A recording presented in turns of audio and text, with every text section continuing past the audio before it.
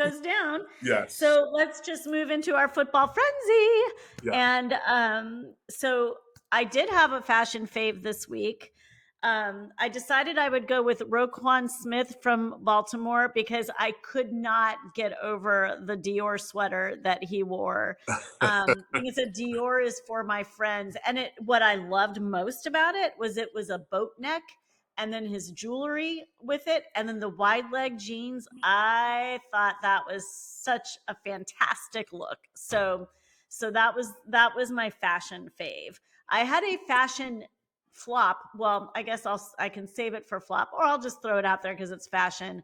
That boneheaded Buffalo guy that shows up barefoot and wears stupid things.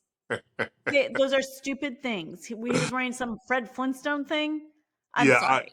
No, I'm sorry. This time he was wearing a bathing suit. Yeah. You sent that one. I I understand where I no, I don't understand. So I just call that a flop. But anyway, we'll move on. And then my football fave for this week just happened yesterday. Okay. And it is that Liam Cohen is staying in Tampa.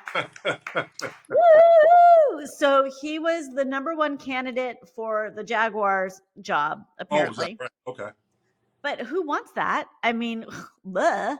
So he decided to stay in Tampa. There was a great article in the Tampa Bay Times about his desire to be a head coach at some point, but this may not be the time. And why wouldn't he want to stay here where he's had like the most fun and he has such a great team? And so that is by far my favorite thing that happened in football this week. And I think that puts us in a really great position for next year. Nice. So, I mean, that matters. Like continuity and all that yes. stuff makes a difference sometimes. So, And here's what I would like to see happen. So I'm gonna just put this out there for Jason Light. Here's what Kim Beal would like to see. Kim Beal would like to see Coach Bowles finish out his contract, which I believe he has another year. yeah. And then if he so chooses to retire, then we just slide Liam Cohen in. Okay. Succession planning. I used to have to do that as an executive in my store. Right. So that is what I would like to see. I don't want to see Liam Cohen going somewhere else. We need to slide him in when Coach Bowles is done. Okay. Well, let's see if he gets that kind of that buzz going. Because that, I will say this: I've seen sometimes where a guy turns, look, I don't know if he was offered the job, but I'm saying doesn't take a position and then, hey, does it come back around, right? Like again, there's only 32. Right. Yes. There was So, also a very sad article in the Tampa Bay Times about Byron Leftwich and what has happened with him. And yeah, he's not getting any calls. So yeah, yeah, I mean, I feel you're right. Like, and I thought about that because you and I have talked about that before, where it is risky, maybe not to take the job, yeah, but at the same time, look at Ben Johnson. He's sat out of the coaching carousel last year, and now yeah. he Got the so Chicago job. Yeah. So, yeah. So I feel like you know, I mean, he could have gone to Jacksonville, and it just could have been a big fiasco yeah, because true. Jacksonville's kind of a fiasco.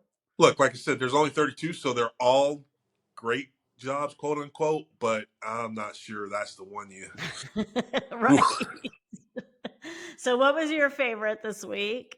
My fave was pretty just football forward. It was just the whole Jaden Daniels story because that's the other thing, at least as a casual fan now, is it's not just about the football. You want some cool storylines, and that's just one you don't Yes. have to look very hard to find, and it's very cool because it's easy. Look, I don't care about Washington other than the story, right? He just seems like a good kid and a good Yeah. story to root for, and so.